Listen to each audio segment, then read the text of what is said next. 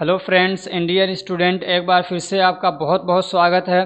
तो आज की इस वीडियो में हम लोग पढ़ने वाले हैं D pharm first year pharmacognosy का चैप्टर नंबर फर्स्ट। तो चलिए शुरू करते हैं। तो सबसे पहले हम लोग पढ़ेंगे इंट्रोडक्शन ऑफ फार्माकोग्नोसी। ठीक है ना। हम लोग एक बात पहले बता दूं कि मैं जो भी पढ़ाऊँगा आपको सिलेबस के अकॉर्डिंग पढ़ाऊँगा। जो टॉपिक्स आपके सिलेबस में पूछे हैं उन्हीं को पढ़ाऊँगा, उन्हीं पे फोकस करूँगा। तो चलिए शुरू करते हैं और देखते हैं कि क्या क्या चीज़ें हैं आपके सिलेबस में। आपको पढ़ाने से पहले एक चीज़ पहले मैं क्लियर कर दूं कि बहुत सारे ऐसे स्टूडेंट होते हैं जो एक बेसिक मिस्टेक करते हैं, गलती करते हैं, जिसकी वजह से या तो उनका बैक आता है या वो फेल होते हैं। वो ये है कि वो सिलेबस के अकॉर्डिंग नहीं पढ़ते हैं, समझ रहे हैं ना। और कई और भी बहुत सारे फैक्टर्स हैं जिसकी वजह से बच्चों की बैक लगती है। उस पर मैं सेपरेट एक वीडियो बनाऊंगा बहुत जल्द। लेकिन एक मेन वजह ये भी है कि वो सिलेबस के अकॉर्डिंग नहीं पढ़ते हैं। उनको पता ही नहीं होता कि सिलेबस में है क्या। कुछ भी पढ़ रहे हैं, बुक उठाया तो एक लाइन से पढ़ते जा रहे हैं, पता चला कि 5 ही चैप्टर में पूरा साल ख़त्म हो जाता है। तो ऐसा नहीं करना, आपको सिलेबस के अकॉर्डिंग पढ़ना है। तो सबसे पहले आपको क्या पढ़ना है, डेफिनेशन कि फार्माकोग्नोसी क्या होता है। इसका इंट्रोडक्शन एक आपको लेना है मोटा मोटा सा। तो फार्माकोग्नोसी साइंस की वो ब्रांच है या फार्माकोग्नोसी एक ऐसा सब्जेक्ट है जिसके अंदर हम लोग क्रूड ड्रग्स के बारे में पढ़ते हैं, समझ रहे ना। जिसके बारे में हम लोग क्रूड ड्रग्स के बारे में पढ़ते हैं उसको हम लोग बोलते हैं फार्माकोग्नोसी। अब ये पता होना चाहिए कि क्रूड ड्रग्स क्या है। आपको पता होना चाहिए कि क्रूड ड्रग्स क्या होता है। तो वो ड्रग्स जो हमको नेचुरल ओरिजिन से या नेचुरल सोर्सेज, आप यहाँ पे सोर्सेज भी कर सकते हैं, ठीक है ना, या जो हमको नेचुरल सोर्सेज से जो दवाएं मिलती हैं उसको हम लोग बोलते हैं क्रूड ड्रग्स। अब नेचुरल सोर्सेज क्या हैं, तो प्लांट हो गए हमारे, ऐसे ही क्या हमारे एनिमल्स हो जाते हैं, ऐसे ही क्या मिनरल्स हैं, ठीक है ना। मिनरल्स के बारे में आप पढ़ेंगे डिटेल में सेकेंड ईयर के अंदर। या मरीन ऑर्गेनिज्म से मिल जाते हैं, या आप ये भी कह सकते हैं कि मरीन जो क्या कहते हैं सोर्सेज हैं, रिसोर्सेज हैं, वहाँ से हमको मिलते हैं, यानी समंदर के अंदर से जो चीज़ें हमको मिलती हैं दवा के तौर पे, तो वो सब क्या है क्रूड ड्रग में आते हैं, ठीक है ना। अब ये कि क्रूड ड्रग के बारे में हम लोग पढ़ते हैं तो उसमें क्या पढ़ते हैं, सिर्फ ये नहीं कि क्रूड ड्रग पढ़ लिया, बल्कि उनके बारे में हम लोग क्या पढ़ते हैं, तो उसकी डिस्कवरी पढ़ते हैं। कोई भी क्रूड ड्रग है, कोई भी प्लांट से हम लोग दवा निकाल रहे हैं, बना रहे हैं, तो उसकी डिस्कवरी के बारे में पढ़ते हैं। फिर उसकी आइडेंटिफिकेशन करते हैं। आइडेंटिफिकेशन मतलब उसको पहचानते हैं। ये जितने भी टर्म्स आ रहे हैं ना, ये सब आगे आप बहुत डिटेल से एक एक पढ़ने वाले हैं। सब ये सब क्या है, आप अलग अलग डिटेल से पढ़ने वाले हैं। तो उसका आइडेंटिफिकेशन होता है कि इसके अंदर कौन कौन से केमिकल्स हैं, इसके अंदर जो हम ढूंढ रहे हैं वो है कि नहीं है। फिर उसके अंदर क्या कैरेक्टरिस्टिक्स हैं, ठीक है ना, उसका कैरेक्टराइजेशन करते हैं, उसके अंदर क्या खूबियाँ हैं, दूसरों से अलग कैसे है। फिर उसके बाद आइसोलेशन होता है, 2 3 4 केमिकल्स एक ही में है तो उसको हम लोग निकाल ले रहे हैं। क्या और क्या होता है इसके अंदर, इसके अलावा एक्सट्रैक्शन हो सकता है उसके अंदर, ठीक है ना। तो बहुत सारे प्रोसेस हैं, साइज सेपरेशन हो सकता है, ठीक है ना। एक्सट्रैक्शन मतलब प्लांट से या एनिमल से उस दवा को निकाल रहे हैं, उस दवा को निकाल लिया, अब उसमें और भी चीज़ें हैं, उन सब से क्या है अपने जो हमको चाहिए उसको अलग कर रहे हैं, तो आइसोलेशन करते हैं, ठीक है ना। ऐसे ही दवा का फॉर्मुलेशन होता है, ठीक। और उनके साइंटिफिक यूज़ क्या है उसके बारे में हम लोग पढ़ते हैं। मेडिसिनल पर्पस के तौर पे उसको हम लोग कैसे यूज़ करते हैं, तो सारी चीज़ों को हम लोग पढ़ते हैं फार्माकोग्नोसी के अंदर।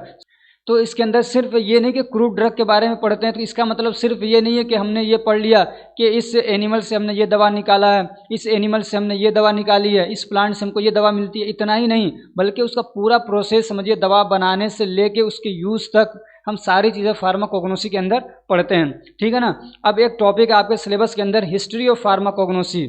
हिस्ट्री ऑफ फार्माकोग्नोसी, ठीक है।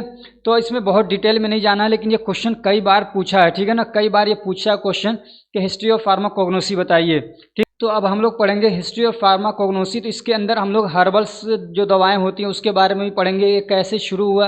हिस्ट्री में ना बहुत आसान होता है लेकिन बच्चे परेशान हो जाते हैं। हिस्ट्री में ये देखिए कि मतलब आपको अगर कुछ भी डेट वगैरह नहीं याद आ रहा है तो आप क्या करेंगे कि ये पुराने ज़माने की बात हो रही है, तो बहुत पहले से ये चला आ रहा है। उस वक्त में दवाएँ यूज़ होती थी, अपने इंडिया के अंदर बहुत सारे ऋषि थे, मुनि थे, और भी इस टाइप के जो वैद्य लोग थे, वो लोग क्या है दवाओं को यूज़ करते थे। आप इस तरीके से बना सकते हैं, समझ रहे हैं। लेकिन फिर भी हम लोग देखते हैं कुछ पॉइंट्स।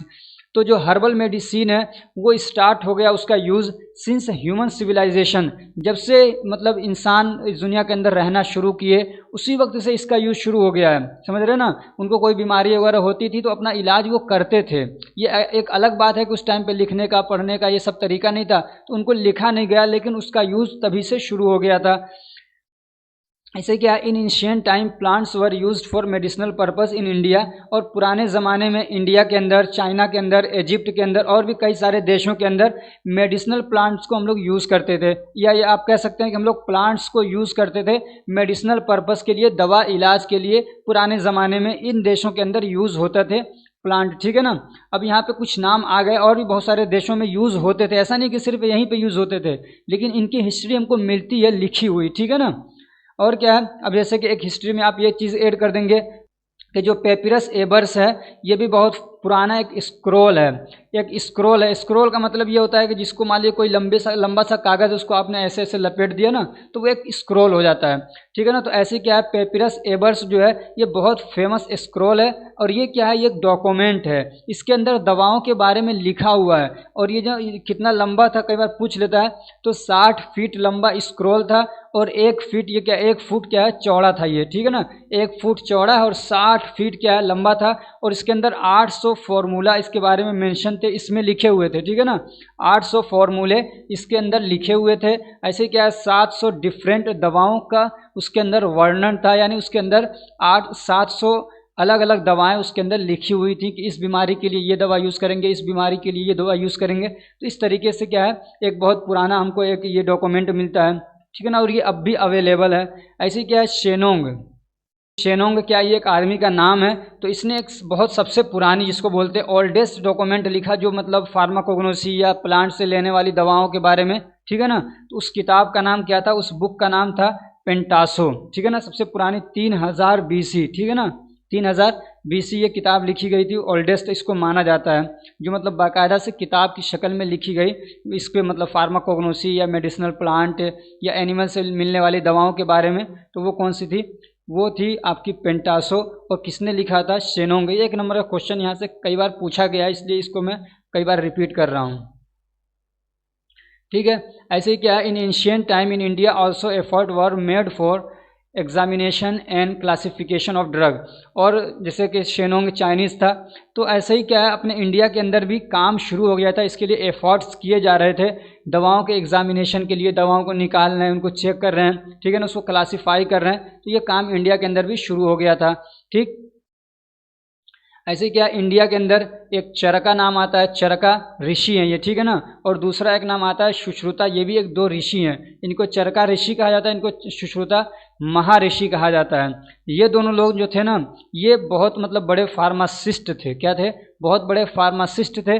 और ये जो थे ये सर्जन भी थे। क्या थे, ये सर्जन भी थे, जो सुश्रुता महाऋषि हैं। तो इन्होंने इंडिया के अंदर इस पर बहुत काम किया है। ठीक है ना। तो इन्होंने क्या है, अपनी अपनी किताबें लिखी, तो उसी को, इसको बोलते हैं चरक संहिता।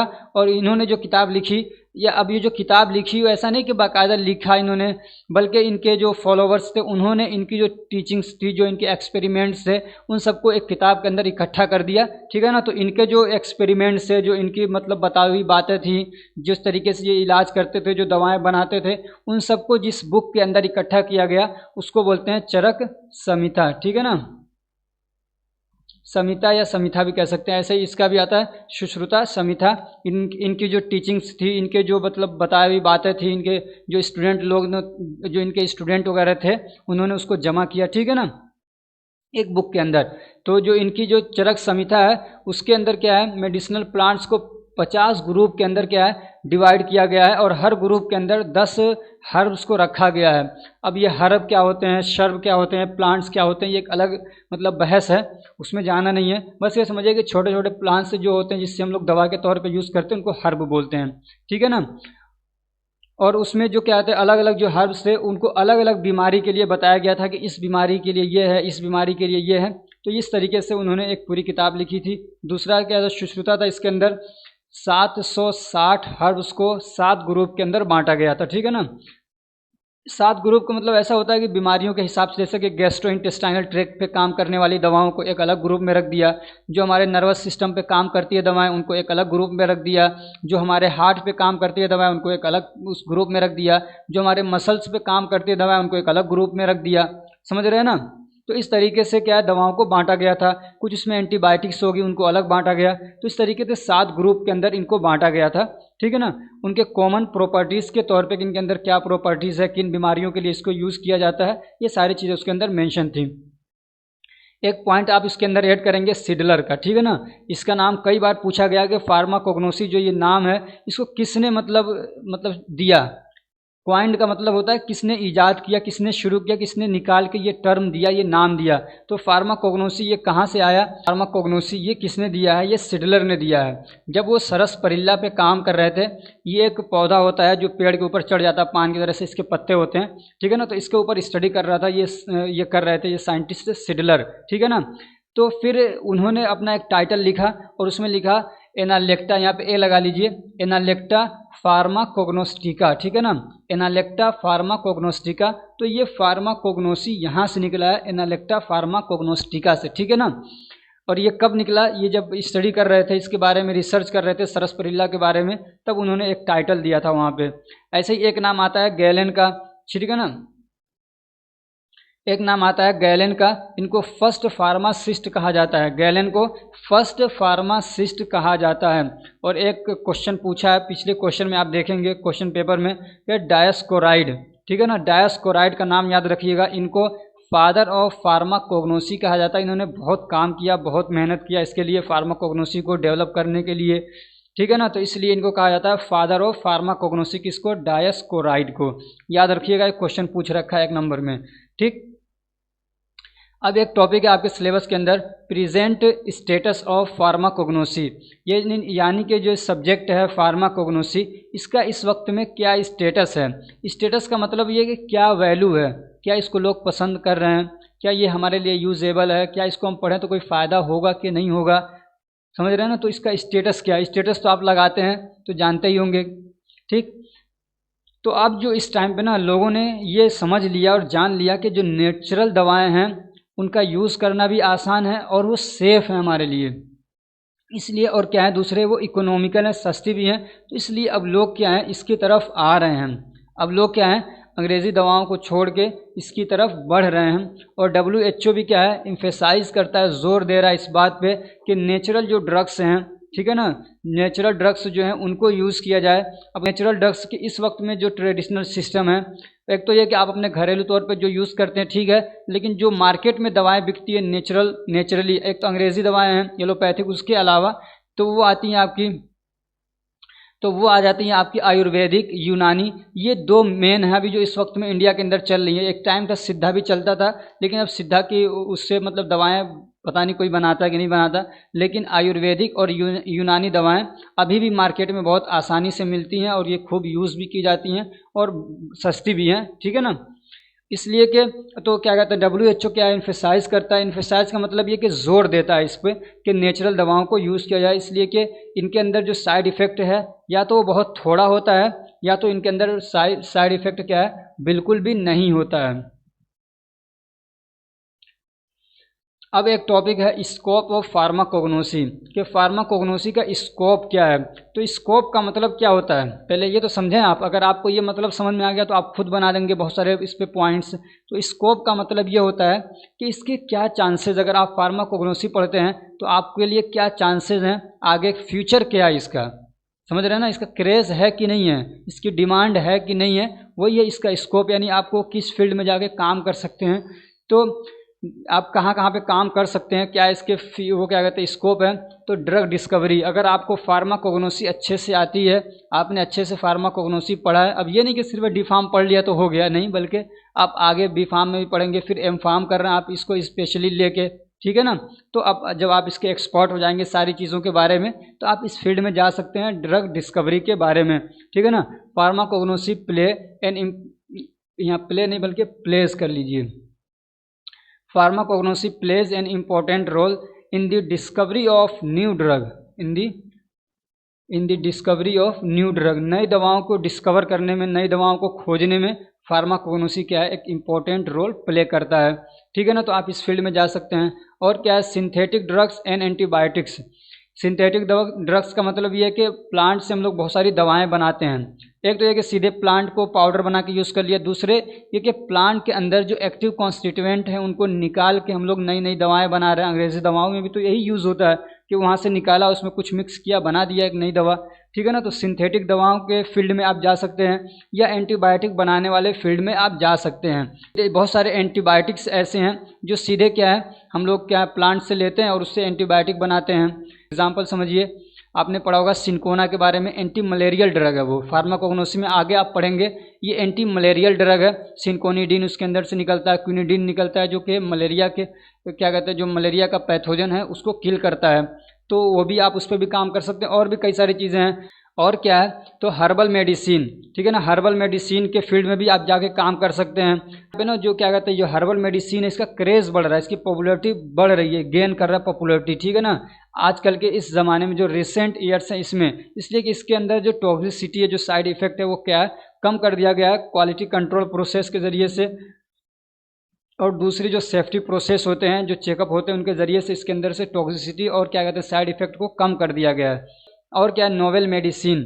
नोवेल मेडिसिन के फील्ड में आप जाके काम कर सकते हैं। नोवेल मेडिसिन का मतलब ये होता है कि बिल्कुल नई दवा बनाना, यानी ऐसी दवा जिसके बारे में लोगों को पता नहीं था, कहीं पे उसके बारे में लिखा नहीं गया, कहा नहीं गया, आपने रिसर्च किया, ढूंढा, एक नई दवा लेके आए, आप उसका पेटेंट भी करा सकते हैं अपने नाम से। बहुत सारी कंपनियां इस पर काम करती हैं।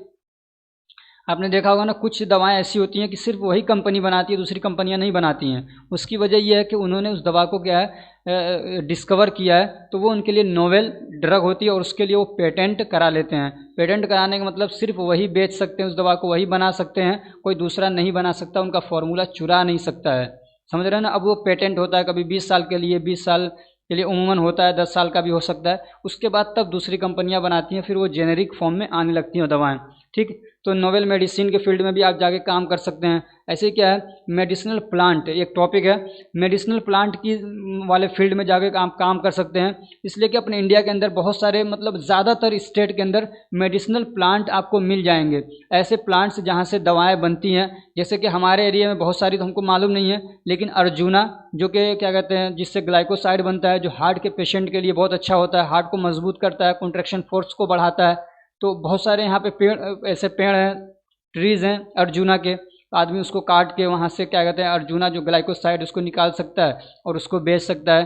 तो इस फील्ड में भी आप जाके काम कर सकते हैं। ठीक है ना, तो क्या कहते हैं, जो मेडिसिनल प्लांट हैं वो पाए जाते हैं almost all parts of the India के तकरीबन हर पार्ट में पाए जाते हैं। सो ए पर्सन कैन कल्टीवेट, तो एक आदमी क्या है, कल्टीवेट कर सकता है मेडिसिनल प्लांट को, उनको बो सकता है या कलेक्ट कर सकता है, उसको सप्लाई कर सकता है। आयुर्वेदिक और यूनानी मैन्युफैक्चरर, जो आयुर्वेदिक दवा बनाते हैं या जो यूनानी दवा मैन्युफैक्चर कंपनीज़ हैं, ठीक है ना, जो आयुर्वेदिक दवा बनाने वाली कंपनी है या जो यूनानी दवा बनाने वाली कंपनी है, उनको क्या है, वो बेच सकता है और पैसे कमा सकता है। तो इसमें भी जाके आदमी काम कर सकता है। ठीक है, ऐसे ही क्या है, आइसोलेशन के फील्ड में जा सकता है। और क्या, आइसोलेशन क्या होता है, प्यूरिफिकेशन में जा सकता है, आइडेंटिफिकेशन में जा सकता है।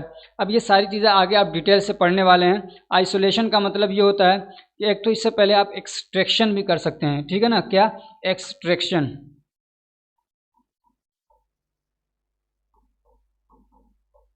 ठीक है ना, एक्सट्रैक्शन का मतलब ये कि दवा से हम लोग, कोई भी प्लांट है उसके अंदर से केमिकल कॉन्स्टिट्यूएंट को निकालना है। ठीक है ना, तो अब उसमें जब हम लोग निकालते पूरा प्रोसेस होता है, जो आगे आप पढ़ेंगे इसी फार्माकोग्नोसी में भी और फार्मास्यूटिक्स में भी, कि दवा कैसे हम लोग निकालते हैं।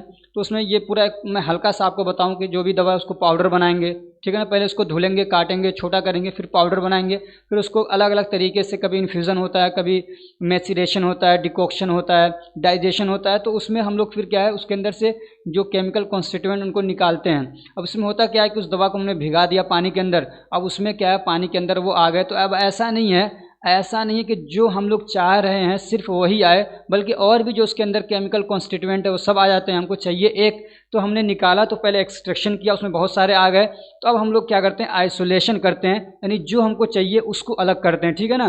फिर उसके बाद प्यूरिफिकेशन करते हैं कि उसके अंदर जो भी इम्प्योरिटीज़ वगैरह हैं, जो अनवांटेड चीज़ें उसको निकालते हैं। आइडेंटिफिकेशन करते हैं कि जो हम मान रहे हैं कि ये मान लीजिए ग्लाइकोसाइड है, तो चेक करते हैं कि ये वाकई में ग्लाइकोसाइड है या नहीं है, उसको बोलते हैं आइडेंटिफिकेशन। उसके लिए टेस्ट होते हैं अलग अलग, ठीक है ना। तो इस वाले फील्ड में भी आप जाके काम कर सकते हैं, यानी एक्सट्रैक्शन, आइसोलेशन, प्यूरिफिकेशन, आइडेंटिफिकेशन वाले फील्ड में भी आप जाके काम कर सकते हैं, अपना कैरियर बना सकते हैं। टॉपिक ये जो चैप्टर है इसमें से कौन कौन से इंपॉर्टेंट क्वेश्चन पूछे जाते हैं, तो इसमें मैंने क्वेश्चन यहाँ पे ऐड नहीं किए इसलिए कि छोटा सा चैप्टर है। तो एक तो ये कि आपसे पूछ सकता है कि फार्माकोग्नोसी की क्या डेफिनेशन क्या है, कि इंट्रोडक्शन दीजिए छोटा सा। दूसरा इसका पूछ सकता है इसमें कि उसकी हिस्ट्री लिखिए, जो ज़्यादातर पूछा जाता है। फिर उसके बाद इसका स्कोप पूछ सकता है। तो ये 3 मेन क्वेश्चन पूछे जाते हैं, या तो फिर पूछेगा तो 2-3 नंबर का क्वेश्चन आ सकता है, प्रेजेंट स्टेटस। तो ये चारों टॉपिक इसमें कवर कर लिया हूँ मैं, ये 4 क्वेश्चन इसमें से मेन बन सकते हैं। और जो क्या कहते हैं 1-2 नंबर के 1 नंबर के जो क्वेश्चन थे वो भी मैंने बता दिया कि कैसे वो आते हैं। तो ये चैप्टर यहीं पे कंप्लीट हो रहा है। अगर ये हमारी कोशिश आपको अच्छी लग रही है तो वीडियो को लाइक करिए, चैनल को सब्सक्राइब करिए और अपने फ्रेंड्स को भी शेयर करिए ताकि वो भी इससे फ़ायदा उठा सकें। ये जो चैप्टर है इसकी PDF आपको टेलीग्राम ग्रुप पे मिल जाएगी, टेलीग्राम ग्रुप की लिंक डिस्क्रिप्शन में है। इसके आगे के चैप्टर अपलोडेड हैं, ठीक है ना। इसमें चैप्टर नंबर 2, चैप्टर नंबर 3 और 4 और 5A, 5B, 5C, chapter number 6, ये सब अपलोडेड हैं, आप उनको जाके देख सकते हैं, ठीक है ना। अगर फिर मुझे टाइम मिलेगा तो फिर दोबारा से मैं उसको पढ़ाऊंगा और अच्छे से और डिटेल में पढ़ाऊंगा, लेकिन पहले आप उसको इतना पढ़ लीजिए। मुझे लगता है कि आपके लिए उतना ही काफ़ी हो जाएगा, इसलिए कि 5-5 सब्जेक्ट हैं आपको पढ़ने हैं और वो भी बहुत सारे टॉपिक्स हैं, उसके अंदर बहुत सारे चैप्टर्स हैं। तो इतना भी अगर आप पढ़ लेते हैं जितना मैंने पढ़ा रहा हूँ, आराम से आप पास हो जाएंगे। बल्कि मैंने तो सिर्फ इंपॉर्टेंट क्वेश्चन दिए थे बच्चों को, 10 क्वेश्चन दिए थे, फिर उसमें कुछ क्वेश्चन और ऐड किए थे, उतने से बच्चे पास हो गए। पास ही नहीं हुए बल्कि क्या है, कॉलेज टॉप किया है बच्चों ने, समझ रहे हैं। तो इसलिए आप भरोसा रखिए और पढ़िए मेरे साथ। अब PDF आपको इसको क्या है टेलीग्राम ग्रुप पे मिल जाएगी, आप वहाँ से जाके ले सकते हैं। टेलीग्राम ग्रुप के अंदर क्या कहते हैं आपको लिंक, और टेलीग्राम ग्रुप की लिंक आपको डिस्क्रिप्शन में मिल जाएगी। और